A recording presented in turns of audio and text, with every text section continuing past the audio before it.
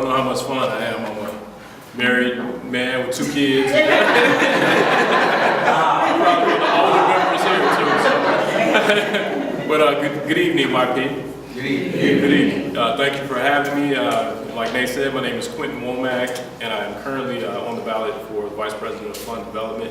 I'm really, truly excited about this opportunity. When I came here, and one of the knocks in St. Louis is that we can't work together.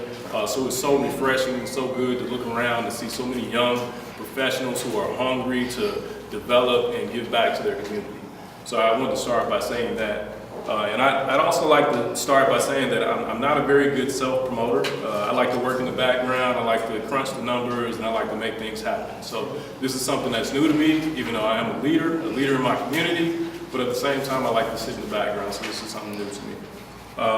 And I'll also attempt to give you all some insight into who I am, because I know a lot of you probably have seen me around here and there, but you don't know me, kind of quiet. So. And before I start off by rattling off a list of activities and job information, I want to share with you one of my favorite quotes.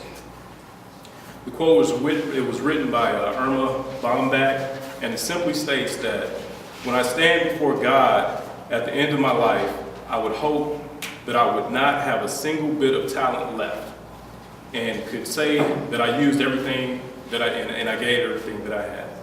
So that's my goal, and once you hear the list of the things that I'm involved in and the things that I do, that's my sole passion. Even in my professional life where I work, that's also a part of me as well. I don't look at it as a job. I'm blessed to have the job and work with the company that I work for, but it also fits into what I love to do.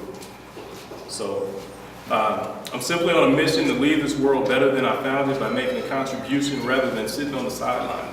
And I put that statement on there too because the reason I came to YP in the first place was because I was sitting around with a bunch of my friends who are all professionals, doing very well, and everyone always said, St. Louis is so bad, the crime rate, this area, I want to move here, but I can't, so, as I started thinking about it, I asked the question, I said, well, what are you doing about it? And none of us were doing anything about it. So that was really eye-opening to me, and it's so good to see the mix here. It looks like it's half and half, men and women. I mean, that's powerful.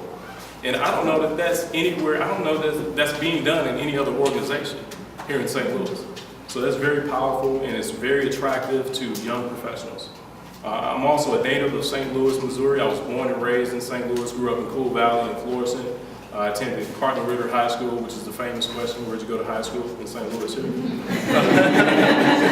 So I had to get that out the way. I'm also a former military active duty Air Force member.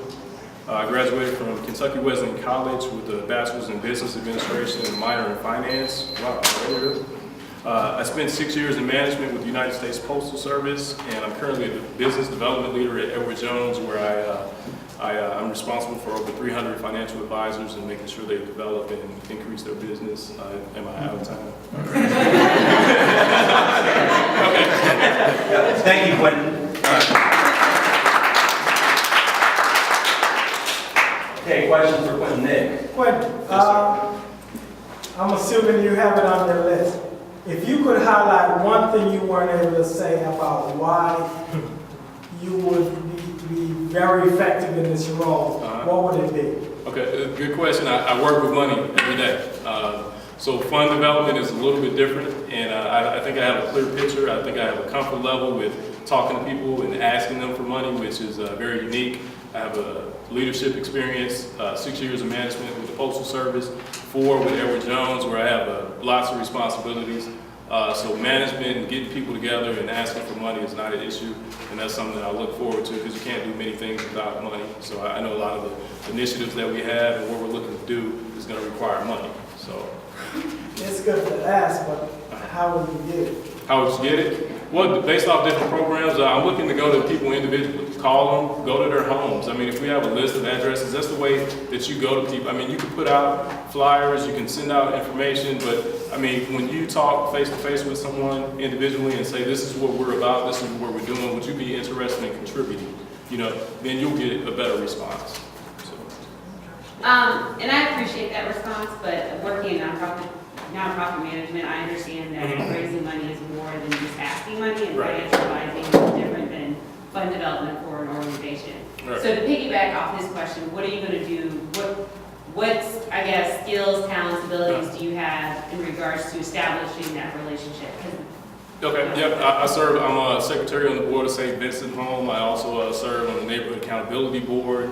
I serve on the Charmaine Chapman Society, which is the African American chair for the United Way for philanthropic, giving. And I serve on that board as well, so I'm very experienced with that. And one of the things that I'm looking to do is to, a big theme was reaching out to alumni. So I'm looking to contact our alumni, ask them why they aren't around, what could we do to get you to come back around so we can get that money contributing work for the organization here. Great. Thanks, Quentin.